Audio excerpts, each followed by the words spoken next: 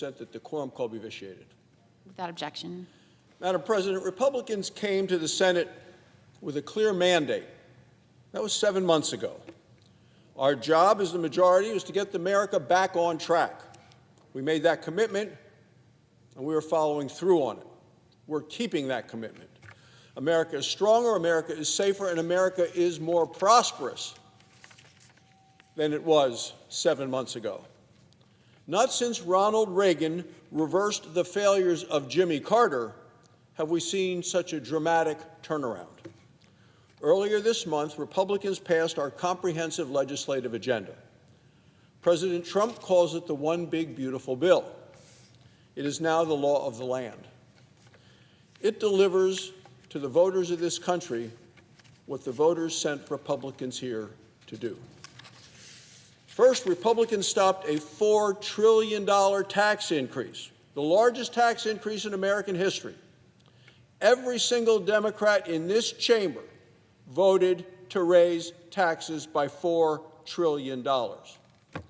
Had Democrats succeeded, working families would have paid over $1,700 more in taxes just next year. Small businesses would have seen their taxes go up quite a bit. The families of farmers and ranchers would have paid a much higher death tax. All of these things Republicans stopped, Democrats were for. Instead, we delivered a working-class tax cut. We cut taxes on tips, taxes on Social Security, taxes on overtime. No taxes on tips puts about $1,300 back into the pockets of waiters, barbers, and bartenders. No taxes on overtime puts about $1,400 more back into the pockets of nurses, firefighters, and police officers. No tax on Social Security puts more money into the pockets of seniors through a larger deduction. Thanks to Senator Katie Britt of Alabama, Republicans modernized tax credits for child care. It was the first update in 25 years. This helps make daycare more affordable for hardworking moms and dads. Moreover, Republicans expanded child tax credit. Parents receive $2,200 each year for each child. Well, that helps pay for rent, food, and school supplies. Thanks to Senator Ted Cruz of Texas, Republicans created a $1,000 savings account for every newborn American citizen. Now an American child born today could have tens of thousands of dollars waiting for them when they turn 18. This could be a down payment on the American dream. Whether it's to go to college, to own a home, or start a business, all of these things are now much more realistic. Now let's talk about American energy. America's future depends on abundant energy resources. We know what happened under Joe Biden. Energy prices rose 31% in just 4 years. Today, thanks to Republican leadership, America is producing energy much more again and prospering again. We're producing energy onshore, offshore, and in Alaska. My home state of Wyoming is America's energy breadbasket. We're drilling, we're mining, we're powering data centers and factories. More production at home lowers prices. It creates more jobs for energy workers, and it restores America's energy dominance. Moreover, Republicans are strengthening Medicaid with reasonable work requirements. Currently, 4.8 million able-bodied adults who will not work still receive Medicaid benefits. Our law changes that. If you can work, you should work. That's fair to everyone else. It strengthens our safety net for those who truly need it.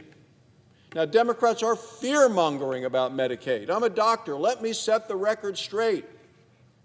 Under our law, single mothers keep their coverage. Children keep their coverage. Disabled Americans keep their coverage.